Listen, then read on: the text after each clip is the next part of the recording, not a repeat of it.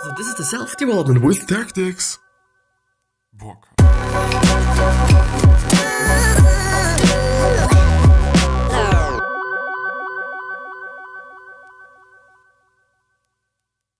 So today we're gonna go through some Reddit things, and yeah, there should be something about a dating book that I'm now going through, but I just don't want to read things today. Maybe I'm gonna switch to it a little bit later in the episode, but yeah, a little bit of an exclaim, a little bit of a thought, a very quick one. Shouldn't actually be using this thing just because I am gonna wear it tomorrow, I guess, at least.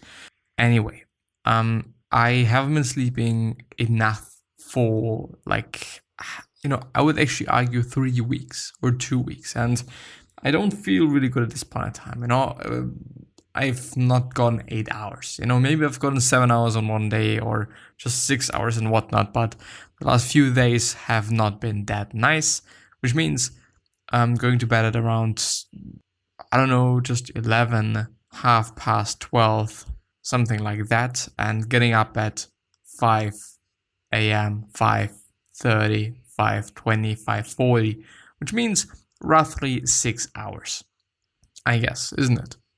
Yeah, it is. It's actually not that of a low amount, I gotta have to say. I've had less, but maybe it's due to me then also working out way more than I did, and also being actually very serious about it. Also being a relatively low calorie diet, meaning that I, just think about the calories and think about losing a bit of fat, and today I actually kind of think that I've been able to injure myself while working out very heavily with not that much energy, and I knew it before I started the workout, and also on relatively low calories. So I don't know, my shoulder is a little bit fucked. I hope that this is gonna be fine later this week. But yeah. And I also hope that I'm going to be able to sleep a bit earlier today. I have actually done everything that I wanted to do, but recording, I've been a little bit late today. I've been working out a bit more actually in the end, even though it's been just not that of a high quality workout. And I've seen actually that I've gained weight, which is on one hand something that I enjoy. On the other hand, it is it's interesting. But anyway, I'm giving away my self-help book on Amazon. No, I do actually have to reload the page, I guess. Love is giving someone the power to destroy you and trusting them not to use it. I have no idea where this quote is from. I've seen it attributed to Johnny Depp, John Lennon, and even SpongeBob. If someone knows where it's from, LMK, and I'll update it. I saw this quote as a kid and it always stuck with me as I grew older and realized that my mother had raised me as a Stoic without knowing what that was. I realized that was the reason the quote resonated with me so well, since I posted my story here about a year ago and have since been open about situation with people asking for help. Several of you have reached out and we've had absolutely fantastic discussions about how love meshes with Stoicism. I thought I'd kind of compile it into a post and share it with the rest of the sub, which might be actually pretty interesting. So let's have a look. And actually, I'm a little bit concerned about my fucking shoulder. It's not hurting that much, but it is a very weird kind of thing. It's actually not that of a long thing, but anyway. Love is external like anything else. Thus, the above quote can be altered to: loving something is giving it the power to destroy you and hoping it doesn't. Epictetus says that if you choose to care about something that is outside your control, you are making yourself a slave to the one who does control it. Which is from the Enchidrion 1 and 14. When you love something as a Stoic, you need to accept that it is temporary, flawed, and ultimately out of your control. The time to have this conversation with yourself is now. Mentally prepare yourself for losing what is that you love. Run through the situations in your head. Have a contingency plan, not because losing them is inevitable, but simply because it is possible. Otherwise, you're giving a part of yourself to someone for them to roll the dice with. And if a given person gave your body to any stranger, yet he met on his way, you would certainly be angry. And do you feel no shame in handing over your own mind to be confused and mystified by anyone who happens to hurt you? And once again, in Hydrion 28. This doesn't mean don't love or chase externals, just like Stoicism in general doesn't mean don't care about the future. By all means, strive for your best life and live it to the fullest. Just know that in choosing to do so, you need to likewise choose to be recognized of the inherent risk and prepare yourself for the possibility that it will bite you in the ass. Everything is a choice and nothing is gained for nothing. Cheers. And I would say so as well. Actually, pretty cool post, not that long, which is good, in just this position. But I gotta have to just see if, yes, I am even recording, which is nice, which is amazing. And,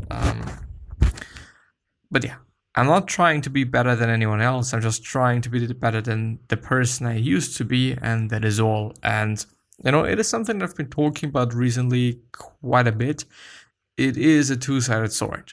On one hand, I do have to say, yeah, of course, it is a cool thing because you stop comparing yourself to anybody else just because it is an unnecessary thing and because it is probably going to make you feel worse about yourself. On the other hand, the problem about it is that sometimes we have actually gotten worse. Maybe we have gotten in worse shape. Maybe we have gotten worse in terms of our outbursts. Maybe we've gotten worse in whatever situation we are thinking about and whatnot.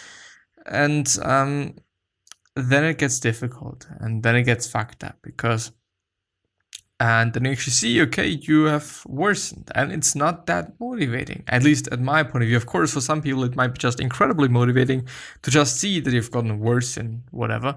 But I would in general say that, there is more encouraging things than knowing this and also actually kind of recognize what I wish I'd been told when I was a young woman. Very interesting. Let's see. When you're in your 20s, you do not know yourself. You're just beginning, though, to try and go ahead, fall in love, lust, and or like with whomever and whenever the mood strikes. Falling in love is easy as your expectations are non-existent at this time. You go with the flow instead of against it. Your health and youthful beauty will be at its best. Travel and do the things that you want to do, as this time may be your only chance. This is going to be a time of fun, naivety, and selfishness, and that's okay.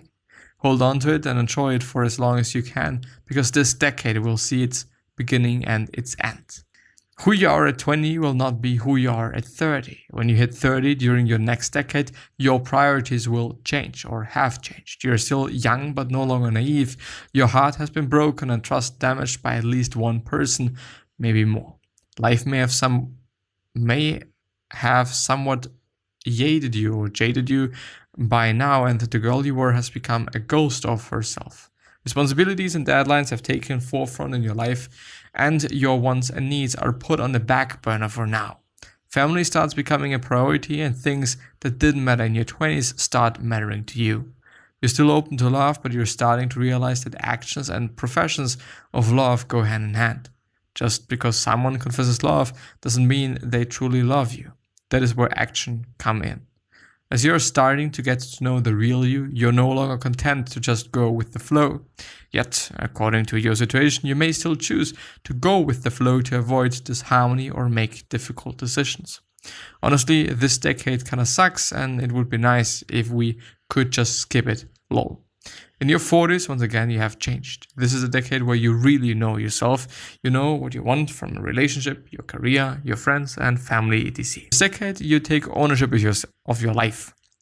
What you have feared when you were younger has probably happened to you by now. Fear of losing someone, a dissolution of important relationships, hitting rock bottom dreams, not realized failure, etc. You've been there and are strong now because of it. You're also comfortable in your own skin as well. You don't try to impress others, nor care if they accept you or not. You strive only to impress yourself and accept yourself with all your beautiful flaws. You no longer try to be a perfect person, you just strive to be the best you. You no longer tolerate love without action or people not treating you as you should be treated. You no longer fall head over heels with people who give you attention. This go around, you fall for people who give you their time. You value constancy over charm, action over words, and strength over character, strength over character over physical strength. By the time you hit your 40s, you realize that time is running out and you simply have none left to play games. At 40, we start learning how to truly love, accept, and embrace your truest self. I have no idea yet what my 50s and onward will bring. I only hope that it is a more peaceful and happy time for me. I'm a time to finally seize the day before the day seizes me. I'm actually very cool just because it is interesting to see how people are, feeling things, what they have experienced and what they have seen actually. And talking today is very difficult. Beautiful, I'm 19 and can't wait to enjoy every stage of life to come. Life is going to be incredibly interesting, and there's also actually some stages in my life that are going to come that are going to be really interesting. In October, there's going to be some hopefully amazing days, and up to this point, I just have to, I really have to work on some things. I really have to work on my workout schedule because I really am fucking myself. And actually when I'm working, which is not the case at this point in time, it is difficult. It is even more difficult, and I have to kind of figure out how to do this best. Also because when you work out, it is just not working out that just lets you generate the muscles per se. It does, but in the end, muscles grow when you're recovering, and I am not recovering enough, and this is something that I'm seeing and recognizing and noticing, also because I've had a very, very, very low pulse today, or pulse frequency, or whatever you call it in English,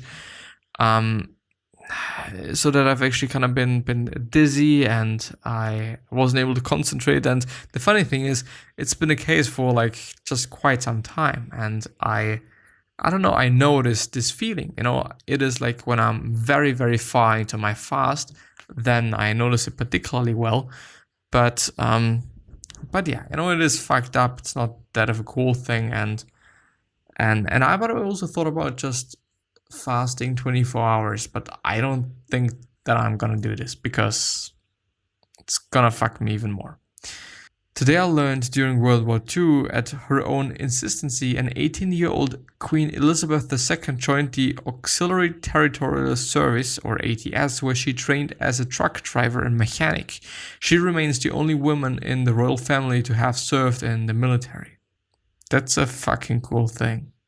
Today I learned Formula One driver Ayrton Senna once claimed he crashed because a wall moved. A team engineer humored him and checked the location of the crash and discovered Senna was telling the truth. Tire marks showed that someone had hit the wall block, causing it to tilt and protrude enough for Senna to hit it. That's a fucked up thing. Today I learned the ABBA's unique outfit style was due to a Sweden tax law that stated their costumes cannot be written off as a business deduction unless it is wild enough that it cannot be worn in public. Fuck that shit. That's insane. That really is insane. Today we're testing a new way to discuss political ads and announcement. First, some background. Okay, cool. Today I learned Freddie Mercury, upon releasing his only solo album in 1985, added special thanks to his Queen bandmates Brian, Roger and John for not interfering. Less than 3 months later, Queen performed their legendary live set at Wembley for Live 8. Let's see if there's get motivated, which is an image. Some people won't love you no matter what you do, but some people won't stop loving you no matter what you do. Depression Comics. DepressionComics.com. You're Not Alone or copyright 2013 by whomever. I'm sorry for what? Everything. I'm actually gonna see the whole one. This is a bit just depressing probably, but anyway. I'm not getting any better. Things aren't improving and I'm giving nothing back to you. It feels like I'm using what little strength I have just to survive. That's it. Survive. I know it's hard, but thank you for surviving. Yes, thank you for surviving as well. If you're dealing with bad mental things, it's actually a pretty cool post. Thank you for surviving. Thank you for going through that. Thank you for staying with me. Thank you for not doing dumb shit. And I know that you know what I mean. And I appreciate that. I appreciate the grind, and I appreciate that a lot. You know, I appreciate your strength to just not lose it, but grab on it and hold on to it. And it's not that easy. It really is not. But you're still doing it, and this is something that I appreciate. After months of struggling with heartbreak and depression, followed by a focused attempt to change, I finally reached my goal of doing a pull-up. First, I wanted to start off by thanking everyone in this community. It's through your shared words and experiences that I found my happiness and motivation. This post might be lengthy, but I'm feeling very introspective, and I hope to reach some of you out there. I'm not going to read it just because I want to end the episode right now, because I already feel like I should. So yeah, I wish you the best health, of happiness, and all success, and also hope that you're going to remind yourself and you're going to be remembered, which basically means your legacy basically means just being a nice person and then being remembered as a nice person, which is a pretty fucking cool thing. 3 other questions that I have you are: why are you here? What are you trying to change, and what is bothering you the most? These 3 questions are hopefully going to show you your purpose and maybe even a business idea, which is a fucking cool thing. The last thing that I want to talk about is the fact that we all can say something to another person that is indeed gonna change their life. We all can do that. You know, some of us recognize that, some of us don't, but we all can. And I just really truly want you to think about what you could say to somebody, whether it is somebody you know or somebody that you don't know, that is indeed gonna change their life. You know, and therefore maybe even your own life. But yeah, I'm hopefully going to see you the next time. Bye-bye. And thank you very much from the bottom of my heart. Please take care of your family and friends and yourself. And yeah, bye-bye.